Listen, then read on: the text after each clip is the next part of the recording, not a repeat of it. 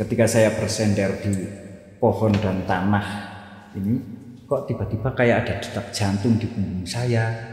Saya lihat-lihat nggak ada, terus saya saking penasarannya saya gali, karena udah ketutup sama lumut. Beliau itu udah masih berbentuk manusia juga, cuman bajunya udah nggak. Assalamualaikum warahmatullahi wabarakatuh.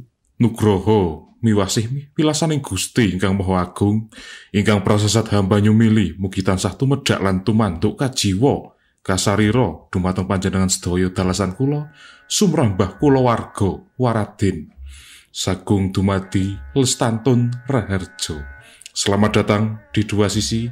Saya Arga Balarama dan saya Rendra Cakra. Pada kesempatan kali ini kita telah berada di salah satu kediaman beliau, Ki Gendeng Donomudo, dan kita akan mengulik, mencari informasi mengenai sejarah Dieng. Jadi buat teman-teman semuanya, kita simak videonya setelah yang satu ini.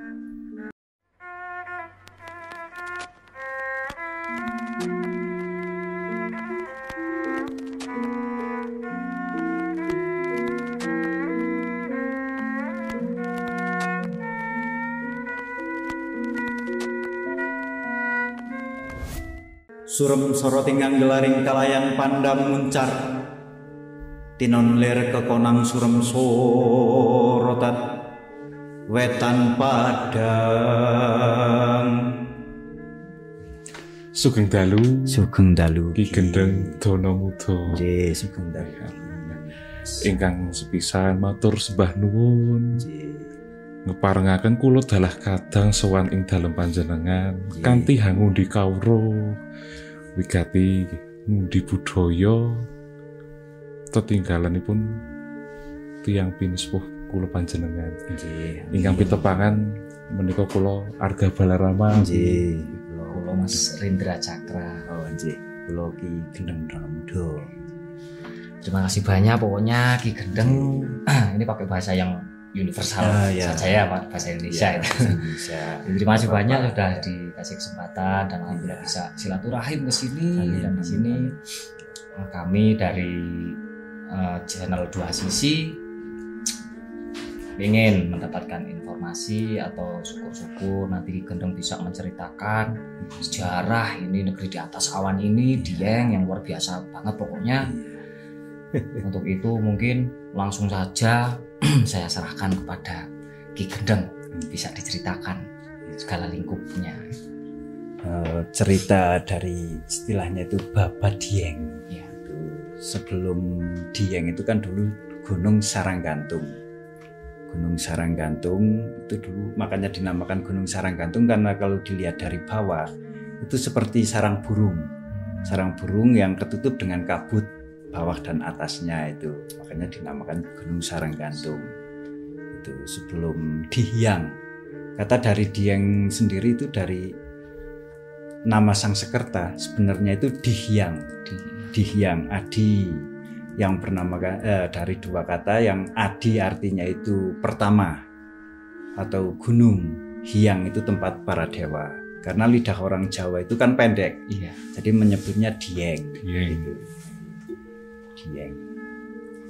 Itulah yang sekarang juga viral, banyak dari orang mana-mana pun pada datang ke Dieng dengan tujuan satu berwisata, kedua dengan tujuan ya juga ada spiritual juga, spiritualan di Dieng istilahnya itu ziarah. Nah, Dieng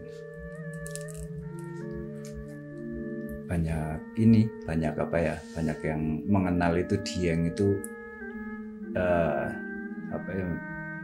istilahnya itu sejarahnya kental, terus mistiknya kuat gitu kan. Jadi banyak diburu oleh spiritual untuk melakukan istilahnya itu penajaman ilmu. Cuman kalau untuk pesugihan di sini nggak ada.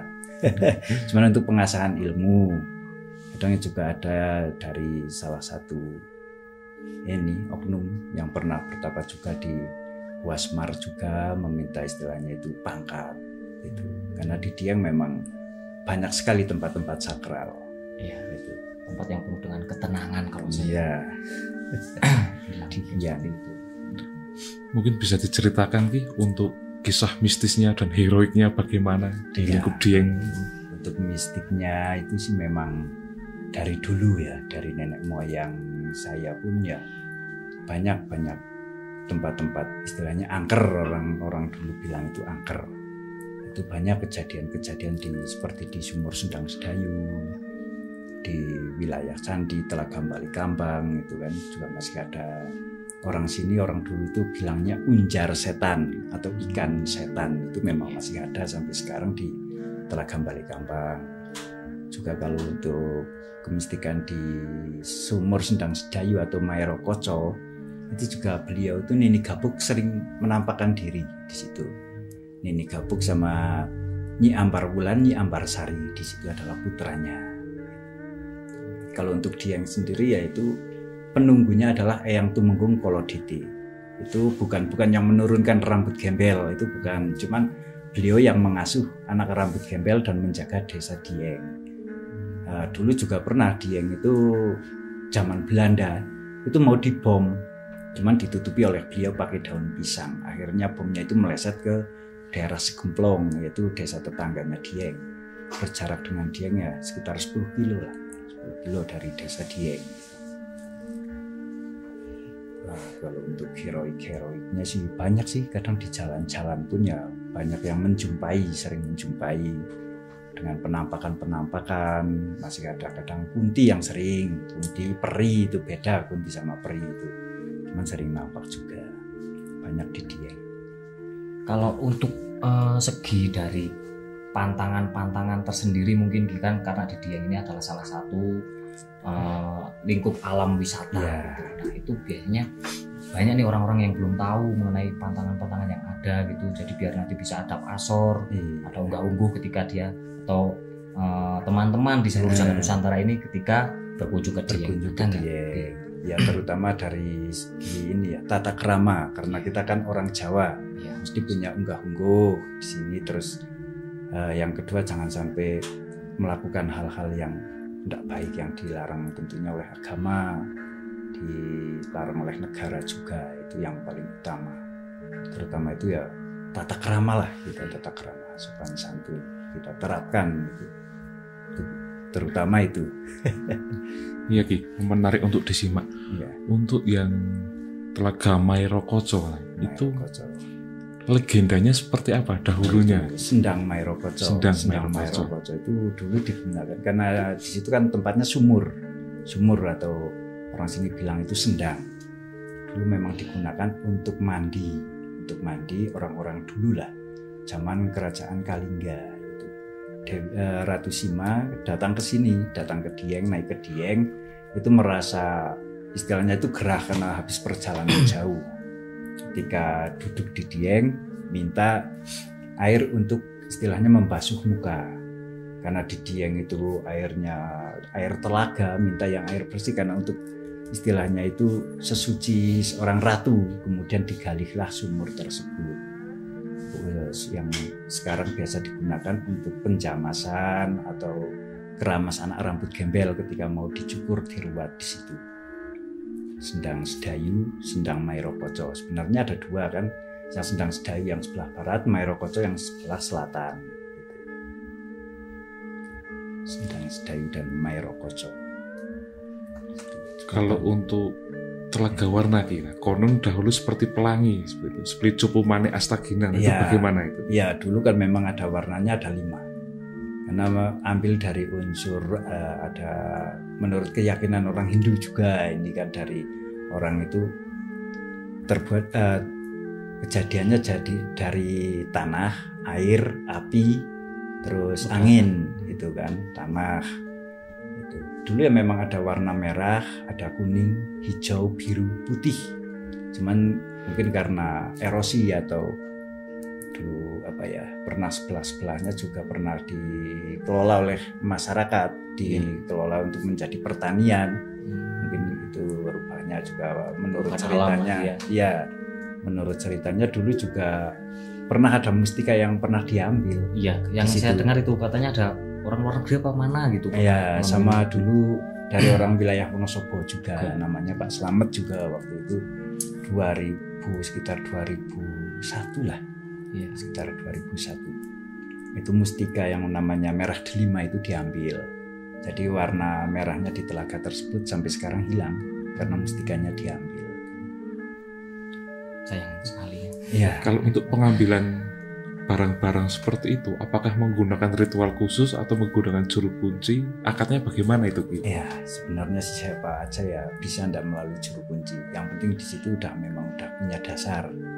Itu kalau untuk ritual khusus ya memang ada, cuman kan ritualnya di situ kan tidak lama lah, kita istilahnya meminta kepada yang kuasa, terus melalui para pepun dan leluhur yang penunggu di situ, istilahnya kita meminta pusaka yang di situ berkenan diberikan atau enggak. Ada yang mengambil secara paksa juga. Nah, ini mengenai sejarah awal Dieng yang membabat alas gitu istilahnya kan, kebanyakan masyarakat taunya itu beliau Kiai Simbah Kolodete. Nah, itu mungkin Ki Gendeng atau Ki Dono bisa lebih memperdetail penjelasannya seperti apa. Iya. Kalau untuk Eyang Tumenggung Kolodete sendiri itu datang ke Dieng, itu Dieng udah rame. Karena dulu Mbah Tumenggung Kolodete itu dulu penjual kukusan. Beliau orang dari Kalibeber, asal usulnya dari Kalibeber Wonosobo. Cuman kepengen menjadi seorang raja atau ratu, zaman dulu kan sebutnya ratu. Itu kepengen menjadi ratu di Dieng. Tapi saat itu ya tidak boleh karena Dieng udah ada yang istilahnya memimpin di bawah naungan kerajaan Kalingga, Ratu Sima kan. Boleh menjadi seorang ratu atau pemimpin, cuman ratunya para demit gitu. Yang Tumenggung Kolodete. Kalau untuk orang yang pertama kali mbabat Dieng itu adalah Hyang Manunggal Mbah Semangro atau biasa disebut Hyang Manu. Itu sampai dari mana Ki? Itu dari Kahyangan langsung. Itu dari Kahyangan yang diturunkan di bumi tertinggi di dataran tinggi Dieng di Hyang ini untuk membabat, karena di sini dilihat itu ada apa ya istilahnya untuk kehidupan itu mumpuni. meskipun di atas gunung tapi sumber air banyak, terus dari tanah itu ya juga subur lah, gembul, untuk cocok tanam bagus. Hyang Manunggal Mbah Semangro itu yang pertama kali yang turun ke Dieng. Sampai sekarang pun petilasannya masih ada di Ondo Budo. Mungkin saya pernah membaca tentang Babat Sriwijaya Ki. Nah, Sriwijaya itu konon dikisahkan bahwa Dapuntah yang Sriwijaya Nasa, raja awal dari Sriwijaya, juga pernah belajar universitas di Dieng itu. Ya, di Dieng. Ya, bagaimana dulu untuk melahirkan para raja-raja hebat seperti itu? Iya. Karena di Dieng ini kan memang sebenarnya bukan kerajaan atau keraton ya. Cuman kan untuk menuntut ilmu di Dieng, makanya masih sampai sekarang masih ada jejak tilasnya, yaitu Dharmasala. Dharmasala itu untuk tempat untuk berbakti, istilahnya untuk berbakti, untuk belajar ilmu. Kalau kita ibaratnya di pesantren lah, pesantren. Jadi dari situlah melahirkan para raja-raja dan orang-orang istilahnya hebat seperti Senopati, Adipati itu dulu, zaman kerajaan dulu. Kalau ilmu yang paling digemari era dahulu itu seperti apa? Ilmu apa misalnya? Ilmunya itu ya macam-macam juga sih ya. Dari ada yang juga ilmu istilahnya itu Rogo Sukmo, banyak juga dari kesatria juga banyak yang punya ilmu rawa rontek gitu. Yang ketika kita dibunuh, kalau menyentuh tanah hidup lagi, nyambung lagi gitu kan. Itu ada Rogo Sukmo, macam-macam. Kalau ilmu Jawa itu memang banyak sekali, bahkan sampai ilmu santet pun ada, itu memang ada. Berarti kalau mungkin dilihat secara metafisika ya, itu jin-jin yang penunggu di Dieng bisa diceritakan bagaimana tuanya dan hebatnya. Iya. Kalau untuk jin-jin di Dieng sih memang istilahnya itu tingkatannya udah lumayan udah tua-tua semua. Memang sebelum dibagi di tanah Jawa itu dulu sarangnya di Dieng. Dulu juga ada pasar setan di Dieng ini, yang sekarang udah dipindah di Gunung Lawu. Di Gunung Lawu itu juga namanya masih pasar Dieng. Iya. Dulu di sini di wilayah masjid sampai depan balai desa yang sekarang ini. Cuman dipindah zaman Prabu Brawijaya V itu dipindah ke sana. Makanya kalau di Dieng tidak ada pasar, tidak boleh ada pasar gitu. Kecuali pasar dadakan seperti hari raya, terus 17-an Agustus itu kan, Muharram itu tidak apa-apa, yang penting tidak selalu setiap hari di situ, enggak. Kalau untuk jin-jin di Dieng itu memang luar biasa sampai sekarang pun masih banyak. Cuman kan udah kebagi. Kalau untuk ritual rambut gembel, awal mulai itu bagaimana? Itu kan sangat Iya. Kalau untuk rambut gembel dulu sebelum diadakan Dieng Culture Festival, itu biasa dilakukan di rumah secara pribadi. Cuman kan karena kebatasan ekonomi, tidak ada wayang, cuman sekedar dicukur, permintaannya udah dikasih, ya paling mengundang tetangga sebelah syukuran. Karena sekarang udah dikemas menjadi lebih lebih mewah lagi, ada wayang, ada dengan ubor rampe yang komplit gitu. Apalagi sekarang udah menjadi ikon Dieng tiap tahunan. Cuman kan karena ini 2 tahun ini tidak berjalan, karena pas lagi pandemi kan, pas lagi ada wabah ini. Semoga cepat usai wabah di negara kita, lestantun lagi, lestari. Mudah-mudahan tahun depannya bisa diadakan lagi Dieng Culture Festival. Kalau berbicara untuk rambut gembel, itu ketika permintaan dari si orang yang berambut gembel dicukur tidak terpenuhi, itu apakah ada imbas tertentu untuk masyarakat ataupun untuk keluarga atau pribadi seperti itu? Kalau permintaan tidak dituruti, biasanya satu ke anaknya, ke anak yang dicukur itu anak yang gembel, kedua ke lingkup keluarga, biasanya dengan faktor ekonomi dan kesehatan. Itu misalkan dengan rambut gembel dicukur secara asal, nanti akan tumbuh lagi si anak juga sakit-sakitan, panas. Cuman dalam keluarga juga ada istilahnya balaknya itu biasanya ekonominya susah. Kalau tidak ekonominya susah, kadang ada salah satu anggota keluarga yang sakit-sakitan parah, itu ada. Makanya harus dicukur, harus diruat, dan setelah itu dilarung rambutnya itu.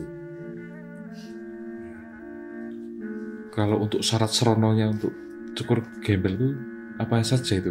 Ya, syarat serono utamanya itu ya terutama keadaan si bocah itu sehat. Kedua itu dengan permintaan di situ udah disediakan, dan ketiganya itu ada ubor rampe, ada berkat, orang sini bilang itu berkat, itu untuk rasa syukur kita bahwa si anak rambut gembel itu sengkolonya udah dicukur, dipangkas, dan dilarung, dibuang jauh-jauh, mengadakan syukuran, dibagi-bagikan kepada tetangga. Untuk situs-situs di Dieng sendiri nih Ki, kan kebanyakan masyarakat lebih condong mengetahuinya hanya Telaga Warna, terus Candi Arjuna, kawasan Candi, terus sama mungkin Kawah yang udah masuk wilayah Kabupaten Banjarnegara. Mungkin Ki Dono bisa jelaskan lebih banyak lagi situs-situs sejarah yang seharusnya nih kaum-kaum milenial, kaum-kaum generasi penerus itu mengetahui, dan mereka bisa belajar akan pentingnya sebuah warisan kebudayaan yang harus kita lestarikan gitu. Sebenarnya cukup banyak banget di Dieng itu. Di antaranya dari Kawah Skidang, terus Kompleks Candi Arjuna, Telaga Warna, itu kan yang paling tersohor. Sebenarnya di sisi lain juga masih ada seperti Gunung Pangonan atau Savana. Di situ juga mengandung nilai-nilai sejarah. Itu sejarahnya berkaitan dengan Telaga Berdada. Itu antara dulu ceritanya zaman ini Sugriwa Subali. Itu kakak beradik, kakaknya bermalas-malasan, adiknya yang bekerja keras, adiknya sampai jengkel, kemudian ditusuk lah gitu. Ditusuk dari bawah, airnya mengalir sampai sekarang ke Telaga Berdada. Itu meskipun ada gemericik air tapi dicari nggak ada itu. Ya makanya air dari sumber di situ diambil ke desa sebelahnya itu nggak mau, padahal itu ke bawah. Seharusnya kan kalau pakai pipa itu kan langsung, tapi nggak mau, malah balik lagi airnya itu. Itulah. Mas juga banyak sekali kalau di Dieng masih ada sumur Jalatunda, Kawah Cantera di Muka, terus Kawah Sileri, Ragam Perdada itu dan lain-lain itu sebenarnya masih banyak sekali di Dieng. Dan salah satunya yang paling tenar itu pendakian Sikunir gitu. Karena itu ada telaga Sembungan.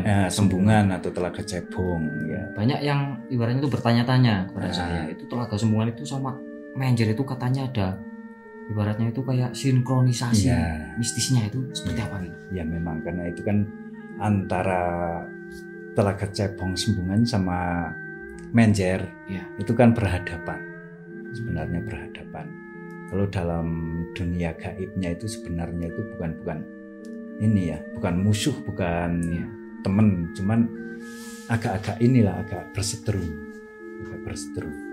Dulunya karena ikannya banyak yang di Sembungan, terus yang di Menjer nggak ada ikannya. Itu ada istilahnya itu kecemburuan sosial karena pangkat, karena terus ikannya dibagi, cuman karena keserakahan dari Menjer ditarik semua. Juga pernah kering Telaga Sembungan itu pada tahun berapa itulah pernah kering.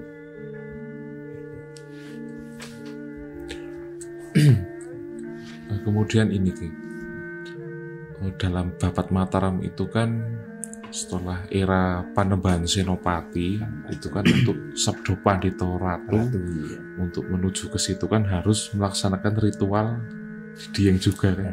Nah itu ritualnya seperti apa katanya memang sangat luar biasa, kemudian harus bisa menaklukkan jin-jin yang, nah itu bagaimana Ki? Itu kalau ritualnya di Dieng istilahnya mau menggayuh sesuatu, menggayuh ilmu, kekuatan, pangkat, sebenarnya sebelum masuk ke Dieng harus mensucikan diri. Istilahnya itu di Tuk Bimalukar, itu adalah makanya dinamakan Tuk Bimalukar, itu kan melukar, membuang aura negatifnya dulu. Baru mandi di sini, terus ritual bertapa di sini. Bertapa di sini, setelah pulang ya ambil air dari situ juga, naik ke Dieng. Istilahnya itu untuk menaklukkan para jin-jin di sini. Dan sarana dan prasarananya harus meditasi dulu. Memang sangat peradaban sangat tua gitu. Sangat tua kalau di sini sangat tua. Istilahnya bisa dibilang tertuanya tanah Jawa. Ya karena Dieng itu istilahnya itu puser. Puser itu kan perut. Iya. Kalau perutnya kumplung-kumplung yang muntah atasnya, perutnya kemeruwes itu yang kentut bawahnya itu. Ya, tengah-tengah yang Wonosobo ini. Tengah-tengah di Jawa. Makanya insya Allah lah kalau yang puasa masih menghendaki terus Dieng ya insya Allah aman dari hal-hal tersebut, dari bencana untuk Dieng dan sekitarnya itu. Mudah-mudahan Sirno Margolayu lah. Sirno Margolayu. Ya, ini salah satu mengenai berita dan perbincangan masyarakat ini. Ada salah satu tokoh yang mungkin viral lah kalau bisa dibilang sekarang tuh viral gitu di media sosial, yaitu beliau Mbah Fanani. Mbah Fanani. Nah, mungkin Ki Dono bisa memberitahu kepada kami seperti apa gitu. Ya, rentetan ceritanya. Ya kalau Mbah Fanani sendiri beliau memang dilahirkan di Cirebon, Jawa Barat. Cuman setelah beranjak dewasa ikut ke Kutai Kartanegara. Setelah itu mendapatkan mandat untuk bertapa Ngramil, yaitu pungkasan atau akhirnya di Dieng. Itu sebenarnya ada 9 teman. 9 teman sampai sekarang yang bisa dijumpai adalah 2, yaitu satu Mbah Fanani, yang satu ada di arah barat Mbatur, lupa saya ini namanya itu. Cuman yang di Gunung Prau juga saya pernah bertemu, itu pada tahun 2004 waktu saya berburu karena terik matahari kan musim kemarau. Saya itu berteduh di bawah pohon. Kebetulan saat itu bawa air mineral. Ketika saya bersender di pohon dan tanah ini, kok tiba-tiba kayak ada detak jantung di punggung saya. Ya. Saya lihat-lihat nggak ada, terus saya saking penasarannya saya gali karena udah ketutup sama lumut. Beliau itu udah masih berbentuk manusia juga, cuman bajunya udah nggak ada, udah menjadi tanah. Saat itu saya kasih air mineral minum, beliaunya itu minum, nenggak gitu. Cuman akhir-akhir itu dengan berjalannya waktu dengan senggang sekitar 5 tahun lah, itu saya cari lagi udah nggak ada itu.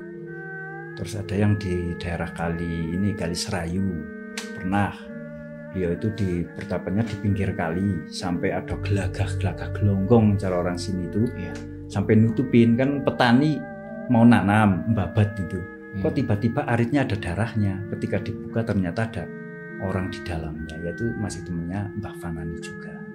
Itu tahun berapa lah itu, yang gombrang gelonggong itu, yang aritnya ada sampai ada darahnya, itu kan orangnya udah meninggal.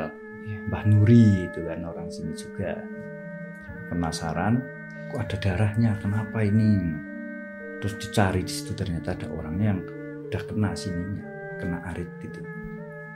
Dia juga diam, ndak minta tolong, ndak jerit gitu.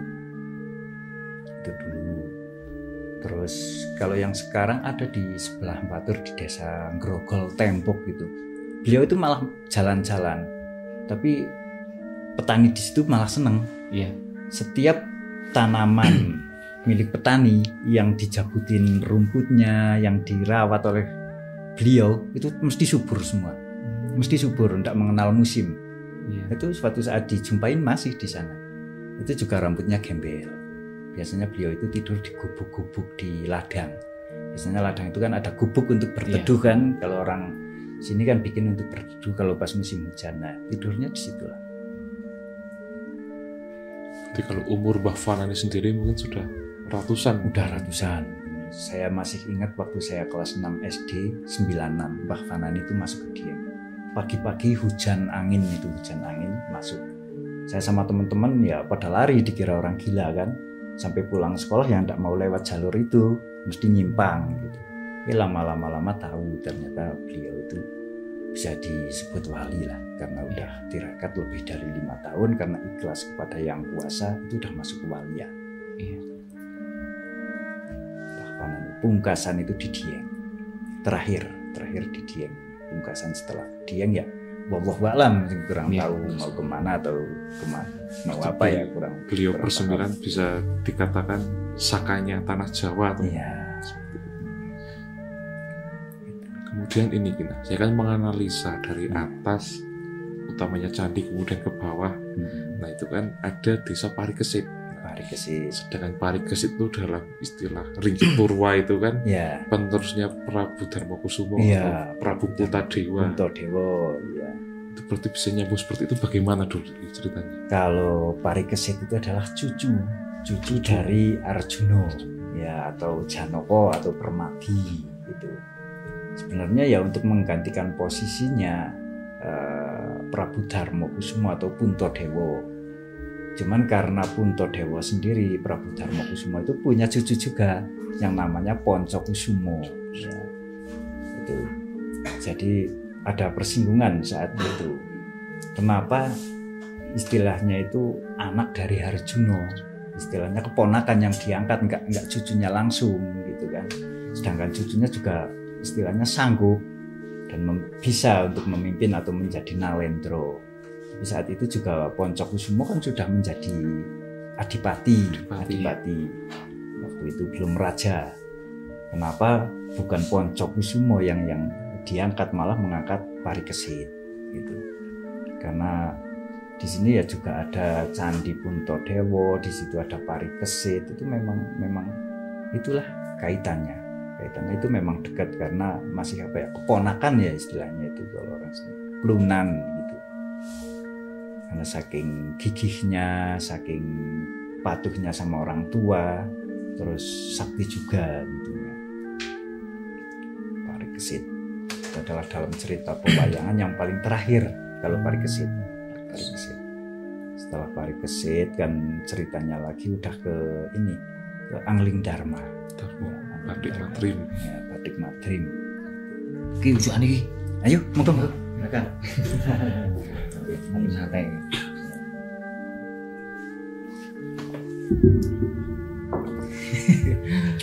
Memang Dieng itu penuh dengan mistik, penuh dengan teka-teki.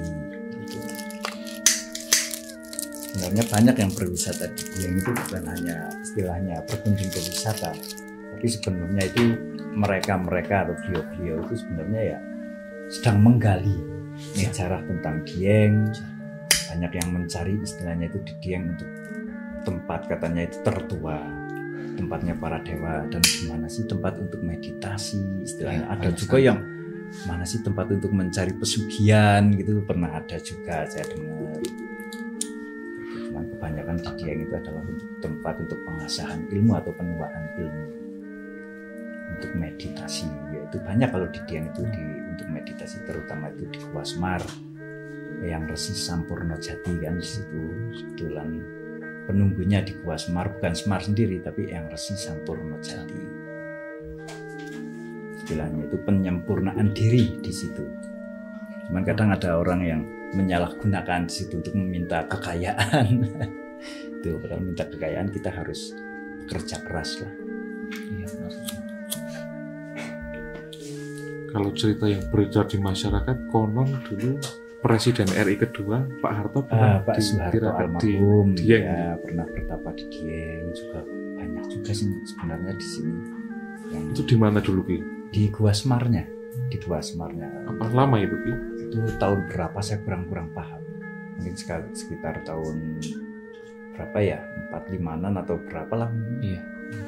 Kalau tahu Ki Dono sendiri, tokoh-tokoh mungkin tokoh-tokoh negara gitu yang pernah melakukan seperti tirakat, meditasi di situ ada siapa sih Ki? Apa seperti Pangeran Diponegoro gitu, kabarnya kan pernah juga. Iya, Pangeran Diponegoro pernah di Dieng.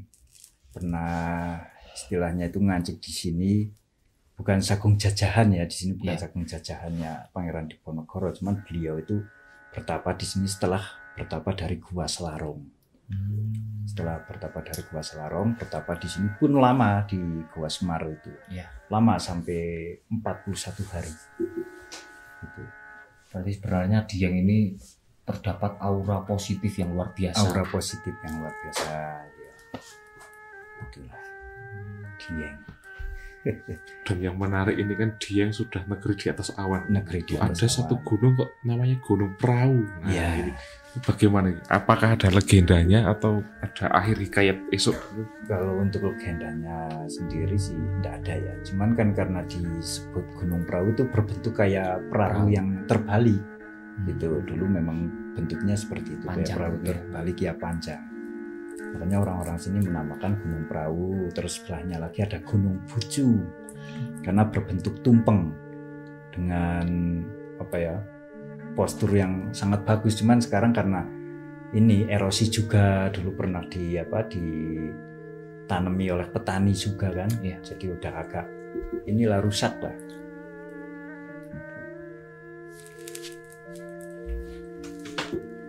Gunung Perahu, Gunung Dieng ya kebanyakan isinya lahar, cuman kalau untuk Gunung Perahu sendiri air. Kalau seperti Pangonan itu ya dalamnya lahar. Nah, ini mengenai mungkin kegiatan Ki Dono sendiri, kayak saya pribadi dan Iya. Arga Balarama kan juga gemar sekali atau suka akan dunia pewayangan gitu Ki. Suka lihat sajian-sajian wayang, apalagi Iya. dalang, nyuluk, Iya. ngitung-ngitung gitu. Iya. Bisa mungkin kasih apa ya, seperti pengalaman Ki Dono dan pembelajaran yang terkandung di dalamnya Ki, Iya. untuk motivasi buat kaum anak muda juga mungkin yang sejiwa gitu. Iya. Iya. Karena wayang itu kan budaya adiluhung, Iya. peninggalan dari nenek moyang kita. Banyak sekarang dari orang-orang luar kan, banyak yang belajar tentang wayang budaya. Kenapa kita orang Jawa malah mengabaikan, malah melupakan, malah kita meniru adat-adat kebaratan, gitu kan? Itu yang tidak semestinya kita lakukan karena kita punya adat dan istiadat sendiri. Juga dari pengalaman wayang saya ya, dulu udah berapa kali mentas sih pengalaman saya. Ya suka dukanya banyak juga. Kadang pas menjelang mentas sinden belum datang, waktu udah hampir mulai karena si sinden perjalanan jauh, kadang terkena macet gitu. Ya, intinya anak-anak muda sekarang lah, kaum milenial, jangan sampai meninggalkan adat dan istiadat kita. Ya boro-boro kalau untuk latihan wayang paling enggak ya mengertilah tentang sejarah dan budayanya. Benar sekali. Kalau pengalaman mistis saat dalang ada? Ada juga. Ada pernah, ini waktu saya pas mentas di Balai Desa Dieng Kulon sini. Itu sinden pertama kali yang lihat itu sindennya. Itu kebetulan dari Eyang Semarawu. Itu rawuh. Pas menjelang ini perang kembang. Perang kembang ya. Menjelang perang kembang. Pak Semar itu rawuh, terutama sinden yang melihat gitu. Saya sendiri ya waktu itu belum ngeh kalau beliau itu hadir di sebelah. Ketika saya mau ngambil wayang sebelahnya, saya juga merasakan auranya, beliau itu hadir gitu. Pernah juga disalahi orang ya waktu dalang, pernah teboknya itu keras bagaikan kayu, pernah itu waktu pentas udah dalam lakon itu udah pertengahan lah istilahnya, kita jalan udah di tengah jalan. Kok tiba-tiba waktu ini ngancepin wayang di debok pisang kok keras, kayak ngancepin di batang kayu itu. Kenapa ini? Saya sempat ngomong sama pencarikan belakang yang asisten wayang itu, asisten dalang. Saya suruh nyari ada apanya di bagian gedebok yang sebagian kanan itu. Pertama dicari di kiri nggak ada, ketemu di kanan, yaitu adalah paku panjangnya ada 10 sentian, dimasukkan 3 paku itu ada yang jahil, pernah itu. Jadi batangnya itu keras banget, nggak bisa ditancapin. Waktu itu juga pas mau perangan, jadi saya bingung, nggak bisa nancepin gimana ini gitu kan. Itu pernah. Terus pernah disalahin juga, ya ini sih saya tidak menyebutkan orangnya itu kan, pernah disalahin juga sama kebetulan beliau juga udah meninggal yang nyalain. Waktu pas saya menjelang wayangan, saya itu kencing itu tidak henti-henti gitu. Saya udah menaruh curiga saat saya mau naik panggung, kok di bawah panggung ada ini sebaran bunga itu kan. Sebaran bunga ini saya tanya sama Paniyogo, anggota ini siapa yang nabur tadi, nggak tahu. Dan saya waktu pas naik panggung mau memberi sambutan itu badan udah gemeter. Loh, tidak tahu-tahunya saya kayak gini, gemeter itu. Terus pengen pipis terus, sampai keluarin, memang sampai istilahnya itu ngompol lah. Sampai keluar, tidak bisa ditahan. Keluar terus. Gitu. Keluar terus. Terus saya turun lagi setelah sambutan, selesai saya turun lagi, tidak langsung ke Pakliran, saya turun lagi. Setelah itu saya bersihkan diri, sesuci, wudhu di situ, dan saya minta ke Sang Yang Widiwasa, Allah Subhanahu Wa Taala itu kan, minta petunjuk kenapa. Terus kemudian saya muterin panggung itu, saya kelilingin, saya naik lewat sebelah kiri. Alhamdulillah lancar sampai selesai. Gitu. Pengalaman jadi mudah juga ya, banyak dilewati. Kalau tokoh wayang paling digemari sinten ki? Kulo Werkudara Bima Seno ya, ini wayangnya ini yang paling digemari saya. Senopati Abadi. Iya. Meskipun dalam peperangan kadang ada kalahnya, tapi tidak pernah saya kalahin kalau dia. Werkudara.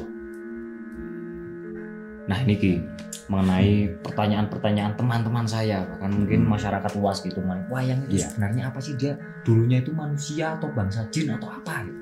Mungkin kalau mau bisa jelaskan. Iya. Kalau untuk wayang sendiri memang dulunya memang ada. Zaman dulunya itu memang nama-nama tersebut, orang-orang tersebut memang ada. Memang ada, makanya dikisahkan dalam pewayangan. Dulu itu memang wayang itu berbentuknya wajahnya manusia. Tapi ada hukum suar. Dirubah lagi tatanan oleh Kanjeng Sunan Kalijogo. Takutnya nanti wayang berwajah manusia, Iya. orangnya itu pada menyembah kepada wayang. Wayang. Nah, akhirnya dirubah dengan tatanan seperti ini. Gitu. Nah itu ya Iya. Sangat luar biasa. Iya. jelas. Kalau paling berat, nah, menjalankan wayang itu paling berat tokoh siapa Ki? Saya yang paling berat menjalankan itu Baladewa. Baladewa. Idola saya itu Ki. Iya. Itu Baladewa itu saya yang paling berat memerankan Prabu Baladewa itu karena dengan karakternya yang keras, terus ngomong sambil keras gitu kan. Iya. Apalagi keadaan jengkel. Kadang saya sampai kecelak sendiri itu.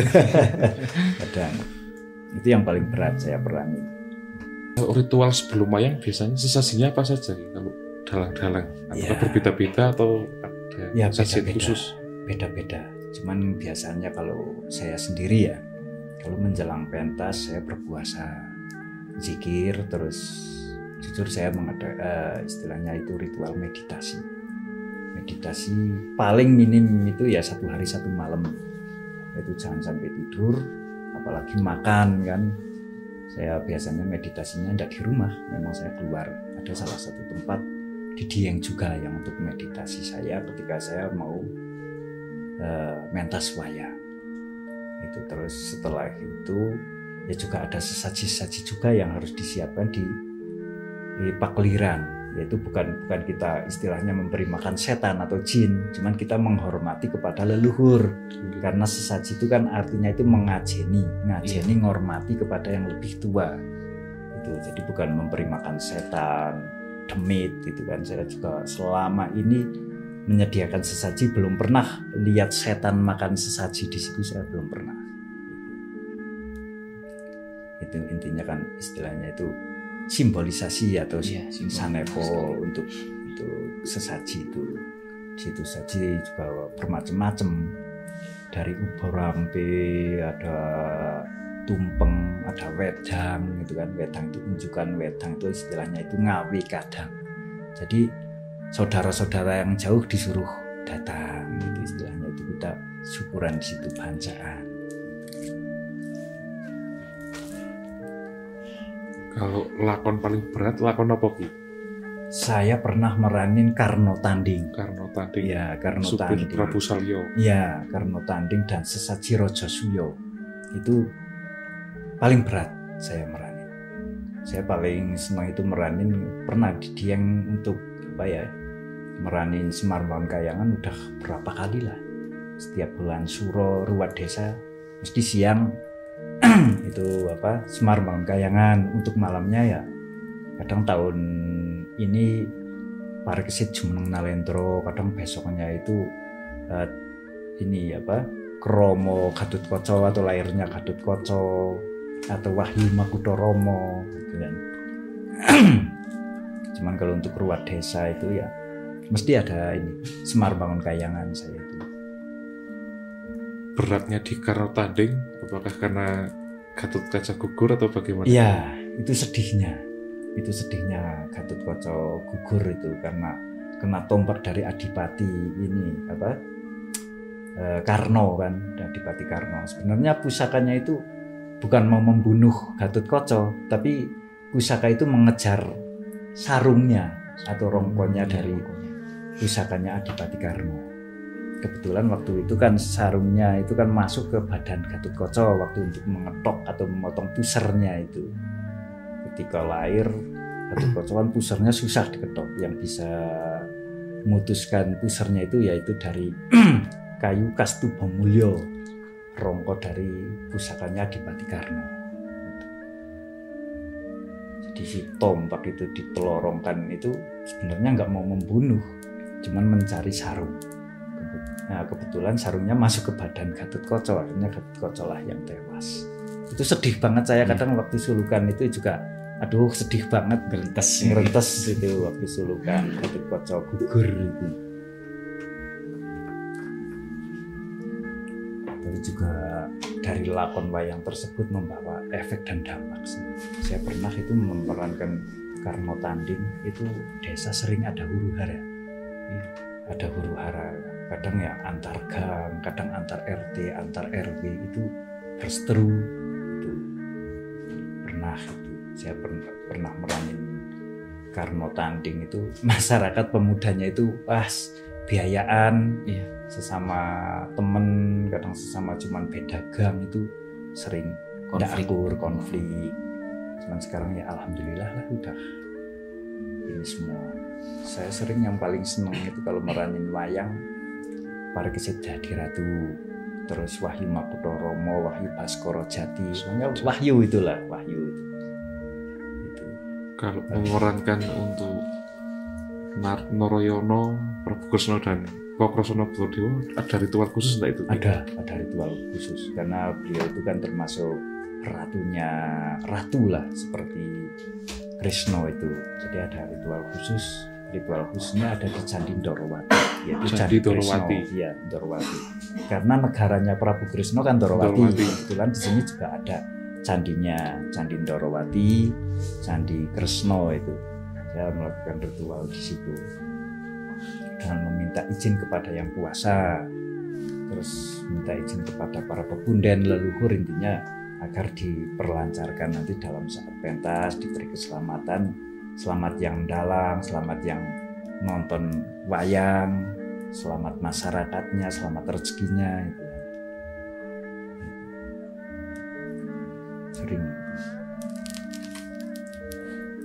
Mungkin selain beratnya Karno Tanding juga Bharatayuda pilih. Iya, Bharatayuda itu saya pernah disuruh ada tanggapan untuk lakon tersebut, tapi saya menolak. Saya tidak berani. Karena Takutnya ya itu tadi terjadi seperti Karno Tanding itu. Ada Bharatayuda itu kan perang. Iya, itu yang saya takutkan. Semua kehendak yang kuasa, cuman kan karena kita udah ini dulu dalam hati, wah nanti jangan-jangan, nah itu takutnya akan terjadi. berarti untuk lakon-lakon yang berat memang hanya dalang-dalang tertentu. Dalang-dalang tertentu. Untuk apa? Untuk ruwat sendiri, misalkan seperti ruwat Murwokolo itu, ruwat Murwokolo juga saya hati-hati banget. Nggak mau di situ ada gojegan, ada guyonan-guyonan, itu enggak. Terus non hiburan, seperti dangdut terus apa campur sari enggak itu. Luar biasa pokoknya kalau membahas masalah dari segi misteri, mistis dan sebagainya yang terkandung unsur-unsur sama seperti itu tidak akan pernah ada habisnya ya. Ada habisnya. Intinya banyak sekali wawasan-wawasan yang bisa kita ambil sisi positifnya Iya. dan di situ saya menyarankan dan berharap sekali para kawula muda bisa gemar atau mungkin bisa tergugah hatinya meneruskan ya, menguri-uri budaya. Siapa lagi ya kan kalau bukan generasi anak muda ya. Siapa lagi lah. Jangan sampai budaya kita itu hilang tanpa bekas. Tetap budaya Jawi ngrembaka. Nggih mungkin begitu ki Gendeng Donomito ki Lestaton Raharjo. Amin. Sebelum ditutup mungkin kita mungkin diparingi sesangun apa sulukan Sulukan wayang yang biasa saya ini sumangga Hanjrah ingkang puspita arum kasiliring samirana mre sekar kadung kongas gandahanyo